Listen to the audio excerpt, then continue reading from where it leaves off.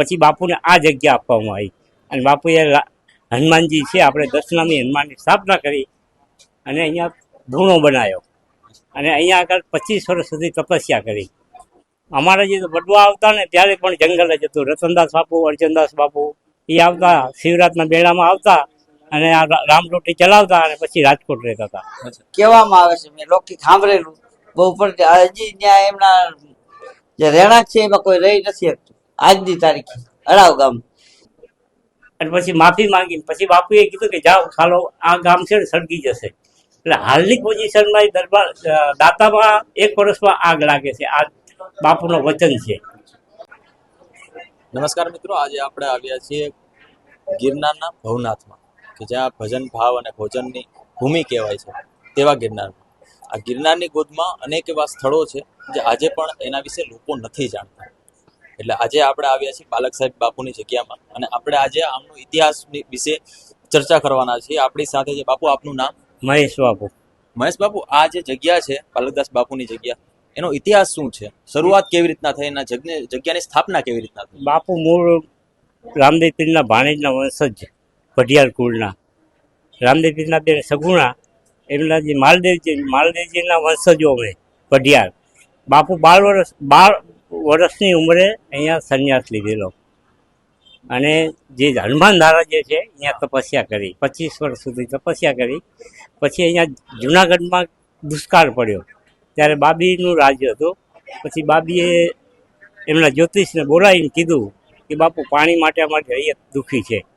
એટલે બાપુએ કીધું કે રૈયત દુઃખી હોય તો મારે પાસે આ જગ્યા નથી જોતી, એ હનુમાન ધારા જે છે અહીંયા આગળ વાવ કરાવી અને અહીંયા વાવનું પાણી નીકળ્યું. પછી બાપુને આ જગ્યા આપવામાં આવી અને બાપુએ હનુમાનજી છે આપણે દસનામી હનુમાનની સ્થાપના કરી અને અહીંયા ધૂણો બનાવ્યો અને અહીંયા આગળ 25 વર્ષ સુધી તપસ્યા કરી. એનું નામ મૂળ નામ ટોકરદાસ હતું. પિતાનું નામ પરાગદાસ બાપુ, માતાનું નામ પુરામાં. અહીંયા સેવા કરતા હતા અને અહીંયાથી પછી બાપુના પરચા અનેક છે. આ હનુમાનજી દાદાની જે મૂર્તિ છે એનો ઇતિહાસ શું છે? એ બાપુએ જાતે સ્થાપના કરેલી છે, સ્વયંભૂ. અહીંયા બાપુના હસ્તે જ થયેલી સ્થાપના છે. અને બાપુએ એમના ભજનમાં કીધું છે, મને મળ્યા ગિરનારી ભૂપત ગીરી, આગુતણી ઓળખાણું હતી, નાથરે નુરિંજન તેરા ઘટતો કર છે. એમની વાણીમાં બાપુએ જે બધું કીધું છે એ અવતારી પુરુષ ઓલિયા હતા એક અને હનુમાનજીના આરાધક હતા. પોતે હનુમાનજીનો રૂપ જ છે, અવતારી જ છે, હનુમાનજી જ છે પોતે. એમના ભજનમાં બતાવી જ છે બાપુએ. અત્યારે આ જગ્યા બની એના કેટલા સમય થઈ ગયો? આ જગ્યા બન્યાને એમનો જન્મ છે 1957 નો જન્મ છે. ઈસવીસન 1957 નો જન્મ છે બાપુનો. 12 વર્ષની ઉંમરે બાપુ અહીંયા આવી ગયા જુનાગઢમાં.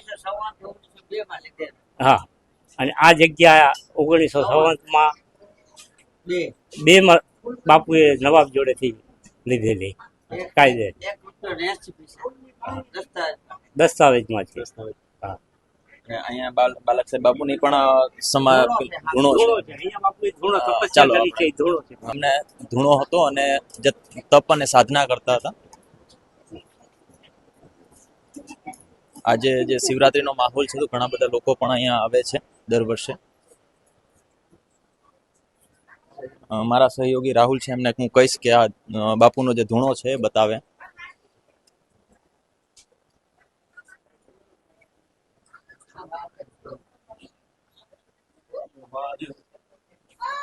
અહીંયા બાપુ યોગ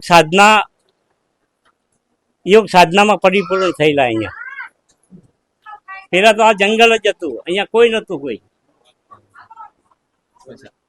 અમારા જે વડવા આવતા ને ત્યારે પણ જંગલ જ હતું. રતનદાસ બાપુ, અર્જનદાસ બાપુ એ આવતા, શિવરાતના મેળામાં આવતા અને આ રામરોટી ચલાવતા અને પછી રાજકોટ રહેતા હતા.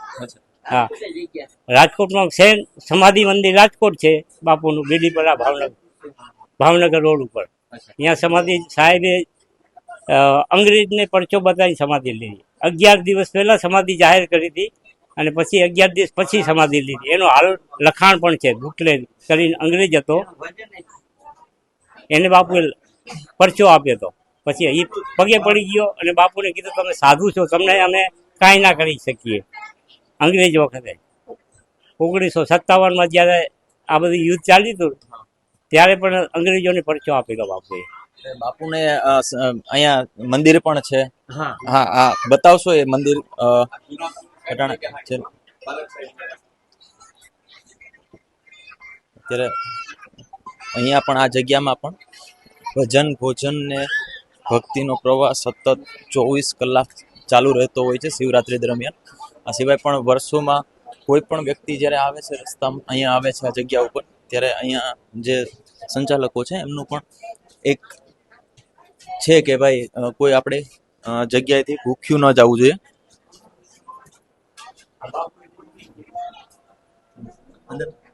હા, આ બાપુની મૂર્તિ છે, બાલક સાહેબ બાપુની. આ જગ્યા અમારે મરજદાસ બાપુ હતા. એને પેલા હીરુમાં હતા. હીરુમાં પછી અજીતદા આપુ, પછી રતનદા આપુ, પછી અમારા બાપુ વાલદાસ બાપુ આવ્યા. વાલદાસ બાપુ પછી અત્યારે હું અહીંયા છું, રવિદાસ, વાલદાસ અને અરજતદાસ, અરજતદાસ, બળુકદાસ, લાલ સાહેબ. આ અમારા વારસાઈ આમ હોય. એ જગ્યા રાજકોટમાં છે, 2 જગ્યાએ સમાધિ મંદિર છે. એના પછી એક બીજું કરણપુરામાં એક જગ્યા હતી, પણ એ ગુરુ અર્પણ આપેલી છે. ક્યાં? કરણપુરા શેરી નંબર 3 માં છે. અને રાધનપુરમાં છે, સમીમાં છે. પછી આમને વરાણા એક જગ્યા બનાવી છે. ક્યાં? સમી બાજુ. હા, ત્યાં અમારે મહેશભાઈ છે. પછી વરાણા પછી એક સમી, પછી મુંજપરમાં જગ્યા હતી. મુંજપરની જગ્યા હતી, ત્યાં અમારે હરિદાસ બાપુ રહેતા. હરિદાસ બાપુ ને બાળક સાહેબ નો અપાયો એને કઈક કીધું તું કે લગ્ન કરવા ગયા ભાભે, ત્યારે એમને કીધું કે ભાઈ આ તું એને છૂટું કરી, એટલે ના પાડ્યું. એ વખતે એ જગ્યાના મહંત હતા, પણ એ જગ્યાએ ગઈ અને હરિદાસ બાપુ નિર્વસ ગયા. હા, એ મુજપરમાં જગ્યા હતી. અત્યારે રાધનપુર, સમી, જુનાગઢ અને રાજકોટમાં 2 જગ્યા. એક છોરાડામાં જૂનું છોરાડું હતું ગામ, એના પછી અત્યારે નવું છોરાડું છે, ન્યાય જગ્યા છે. અને સમાધિ મંદિર છે અહીંયા અમારે બેડીપરા. બાપુ, બાલક સાહેબ બાપુ છે, એમના ગુરુ કોણ હતા? એમના ગુરુ નથુરામ સાહેબ અત્યારે કહેવામાં આવે છે, પણ હકીકત છે ને એમને જે ગિરનારમાં જે નાની ઉંમરમાં 10 વર્ષની ઉંમરે, 10 થી 12 વર્ષની ઉંમરે એ ગિરનારમાં એ પોતે રાજસ્થાનથી આવેલા. બોટાદ પાસે અડાવ ગામ હતું, ત્યાં એમના પરિવાર રહેતા. અને એમનો જન્મભૂમિ એમ કહેવામાં આવે છે, મેં લૌકિક સાંભળેલું બહુ, પણ હજી ત્યાં એમના જે રહેણાંક છે એમાં કોઈ રહી નથી શકતું આજની તારીખે. અડાવ ગામ ત્યાં કુંભા બાપુનો એક લીમડો હતો, મહાકાળી કહેવામાં આવે.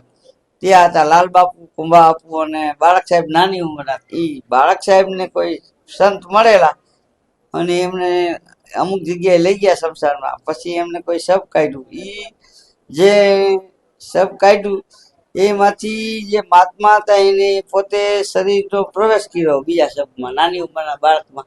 અને એ મહાત્મા પોતાનું શરીર બદલાવી નાખ્યું. એ આ બાળક સાહેબે આ વસ્તુ જોયેલી નાની ઉંમરમાં. અને એ મહાત્માએ કીધું કે ભાઈ તું ગિરનાર મળ. આ ગિરનાર અહીંયા આખેડો રહ્યો અત્યારે, ત્યાં વડલા હતા પેલા, જ્યાં સિદ્ધ પુરુષો આવતા. પછી સાહેબ અહીંયા આવેલા. અહીંયા આવ્યા પછી એ જે મહાત્મા હતા એને બાળક સાહેબ ને ગિરનારના સિદ્ધ પુરુષો હતા એમનો પરિચય કર્યો. અને એમના મૂળ ગુરુ કોણ છે એ અમને નથી ખબર, કારણ કે એ નાની ઉંમરમાં હતા. પણ ફરજિયાત એવું છે કે ગુરુ કરવા પછી તિકમ સાહેબના ભાણેજ નથુરામ સાહેબ, તિકમ સાહેબના ભાણેજ નથુરામ સાહેબ જે જગ્યા છે રાધનપુરમાં, પછી એમને ગુરુ કર્યા. પણ એમના મા હતા દાદીમાં, એ બાળક સાહેબ નહોતા આવતા ઘરે, કે હવે મારે તમારે કઈ નહીં. પણ દાદીમાં કે તું નહીં આવી તો બાળક સાહેબના મા જે અમને કીધું ને પૂર્ણમાં, એમને કીધું કે હું આ તારા માટે ભેખ લીધો, હવે તારે આવવું જ જોશે. એટલે એ પણ ના પાડી. સંતો બેઠા હતા કે ભાઈ માનું અપમાન ન કરાય. પછી બાળક સાહેબ પોતે આવ્યા અને બધી તમામ જગ્યાએ ગામડામાં સેવકોમાં પોતે પરિભ્રમણ કરી. જેને જે આપવાનું હતું એ સાહેબે આપેલું ઘણું બધું. અમે એટલો ઇતિહાસ નથી મારી પાસે કે, પણ લોકો પાસે આ વાત સાંભળેલી કે બાળક સાહેબે પરિભ્રમણ બહુ કર્યું છે એમ. પેલા બાળક સાહેબ નાથ સંપ્રદાયમાં હતા એટલે એમનું નામ બાલક નાથ, પણ હવે એનો અમને પરિચય નથી કે આમ જમ્મુ કાશ્મીર બાજુ કાંકે રાજસ્થાન પંજાબી કોઈ આવ્યા હતા ને એને મને કીધું કે આ બાળક નાચ છે. મેં કીધું ભાઈ આ બાળક સાહેબની જગ્યા છે અને આ ફોટો બતાવ્યો. પણ ત્યારે બાળક સાહેબની ઉંમર લગભગ નાની ઉંમર છે, એટલા વાળ છે, લંગોટી માથે જ છે. એ જમ્મુ કે કાશ્મીર એ બાજુ તો મને ખ્યાલ નથી, પણ એ આવ્યા હતા પંજાબ થી. એને કીધું કે ગિરનારમાં છે બાળક નાથ આવેલા. મેં કીધું ભાઈ આ જગ્યા બાળક સાહેબની છે, એટલે એ અહીંથી કે ગિરનાર થી આવેલા એવું કીધું. એમનું નામ બાળક કેમ પડ્યું? બાળક સાહેબ છે, બાળક હા. દાતા ગામ છે બાપુ, ગિરનારથી આબુ પર્વત ઉપર જતા, અને આબુ પર્વત થી નીકળે ત્યારે રસ્તામાં દાતા ગામ આવે છે. હવે દાતા ગામમાં બાપુ જોડે ઘોડી હતી ને, તો દરબારને ગમી ગઈ ઘોડી, કે ભાઈ બાવા જોડે આવી ઘોડી ક્યાંથી? એ ઘોડી જૂટવી લે. છોકરા પાણી પીવાના રહી ગયા હશે તો છોકરા જોડેથી દરબારે ઘોડી લઈ લીધી. ઘોડી લીધા પછી છોકરા આવી બાપુને વાત ના કરી, એમના વડીલોને વાત કરી કે બાપુ આપણી ઘોડી તો દરબારે લઈ લીધી છે.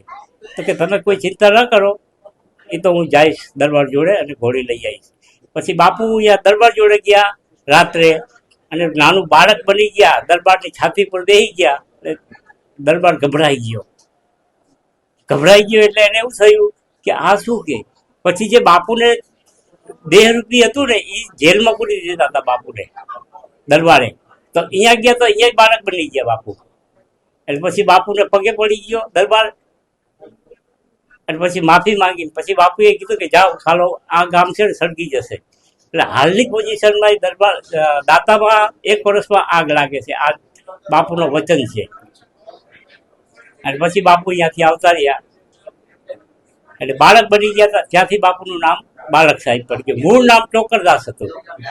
રાધનપુર પાસે એક એવું ગામ છે, ત્યાં એમને એક જગ્યાએ ગયા ત્યારે બાપુને આસન કીધું તો કે બહાર નાખી, તો કે ના. પછી એમને ત્યાં અંદર આસન નાખ્યું એટલે એમની દીકરી હતી 18 વર્ષની.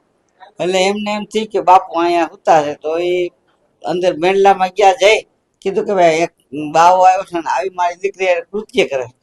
એટલે એને બાયણું આગળથી દઈ દીધું, ખોલ્યું. બધા લોકો આવ્યા, એમને જોયું કે ભાઈ આ બાયણું દરવાજો ખોલ્યો એટલે બાળક સાહેબ તો 6 મહિનાના બાળક થઈ જાય. કે ભાઈ આ તારી દીકરીનો દીકરો. તો મારી દીકરીને લગ્ન જ નથી. આ રાધનપુર જોડે કોઈ ગામ છે, એનું નામ મને યાદી નથી, પણ ત્યાં આ બચ્ચો આપેલો બાળક સાહેબ. હવે તો કેટલાય બચ્ચા છે, પણ અમને યાદી છે એટલે તમને આપી. આપે જોયું કે જે આ જે જગ્યા છે એટલે કેટલી મહત્વની છે, અને બાલક સાહેબ બાપુની જે ઇતિહાસ છે એ વર્ષો જૂનો છે. આ જે જગ્યાથી લઈને તેમના જે સ્થાપના છે, તેમની મૂર્તિની સ્થાપના છે, અહીંયા હનુમાનજીનું મંદિર છે, તેના ઘણા બધા ઇતિહાસો છે જે આજે પણ ઘણા બધા લોકો નથી જાણતા. અને જ્યારે પણ શિવરાત્રીનો મેળો આવે છે અથવા તો પરિક્રમાનો માહોલ હોય છે, ત્યારે અહીંયા હજારોની સંખ્યામાં લોકો અહીંયા ભજન ભોજન અને ભાવ લઈને આવે છે, ભજન કરે છે, ભોજન લે છે, અને આ જે ઇતિહાસ છે એ જાણવાની કોશિશ કરે છે. પરંતુ ગુજરાતના કે દેશના ઘણા બધા એવા લોકો છે જેમને આ જે જગ્યા છે એમના વિશે ખબર જ નથી. આવી જ જગ્યાને અમે તમારા સુધી પહોંચાડશું, એમના ઇતિહાસને તમારા સુધી પહોંચાડશું. ત્યાં સુધી રજા આપશો. નમસ્કાર.